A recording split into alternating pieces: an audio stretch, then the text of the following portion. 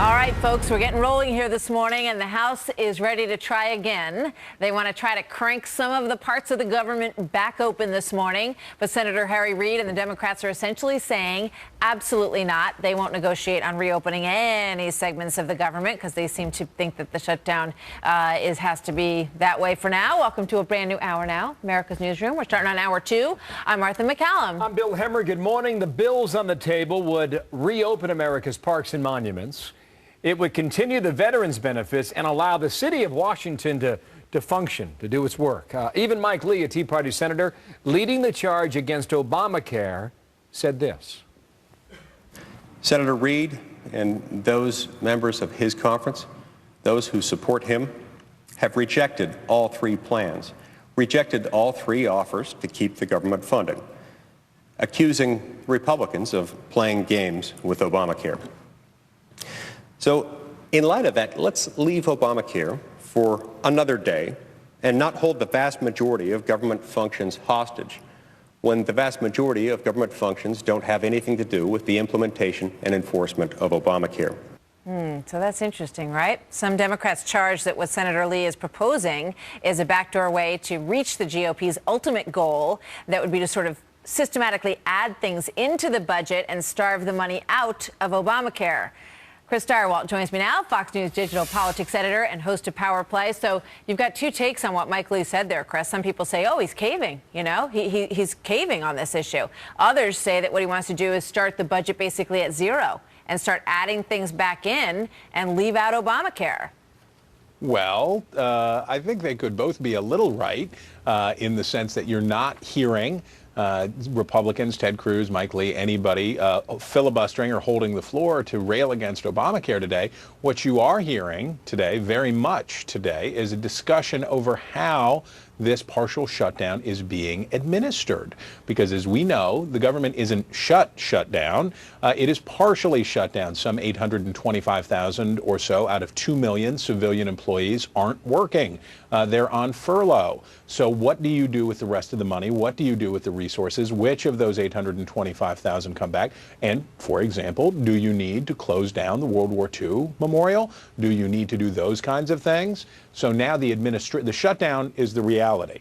The administration of the shutdown now becomes a political football. And it's just like the White House tours, right? I mean, it's a political symbol. Oh, well, if you're going to play this game, we're going to make those tourists wait outside the gates, and we're going to make these poor World War II veterans wait outside that barricade. So see how you like it, folks. But in the meantime, the president is planning a big trip to Asia.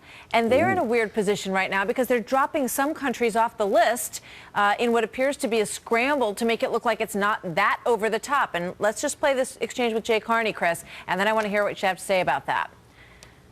We certainly hope that in the time between now and the president's scheduled departure that the Speaker does the right thing, puts on the floor of the House a bill that will overwhelmingly pass, according to Republican congressmen, a clean CR, and reopen the government. Okay, so what about the trip, Chris? Well, I bet he does. I bet he does hope that House Republicans cave in so the president can go on his trip. But let's think about this.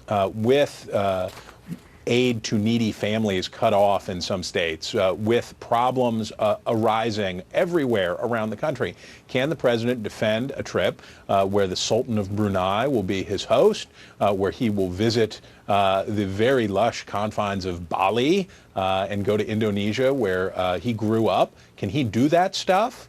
Probably not. And as we get closer to the end, you'll see, I would suspect, this week the president's list of travel go from smaller to none, because I don't think he can afford to spend politically afford to spend tens of millions of dollars on this travel right now. I mean, it's so curious, the way some of these countries are. I was looking at the urgent queue, and it's saying, you know, confirmed, he will not go to Malaysia, he will not go to this country, the Philippines, but he will go to Bali, and he will likely go to Indonesia, as you say. And it makes you scratch your head and say, well, you know, either the president has to go on this trip and has to see these countries for presidential diplomatic reasons, and it's a must-do, or why would you ever be doing it at all?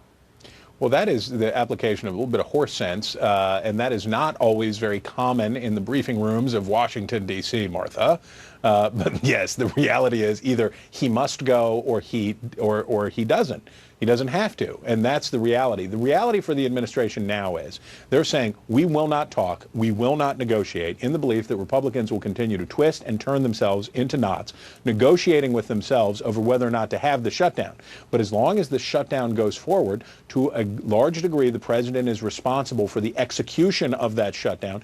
His judgment and his administration's judgment as it relates to that becomes a bigger and bigger deal. So for Republicans, it's a dangerous game, but one that they do have some chips to play. And they're going to have to decide if they want to hold out until October 17th and loop this in with the debt ceiling issue. And can they? Because it looks like some Republicans are already starting to get a little nervous about how this is going. Chris, thanks. We'll see you later. You bet.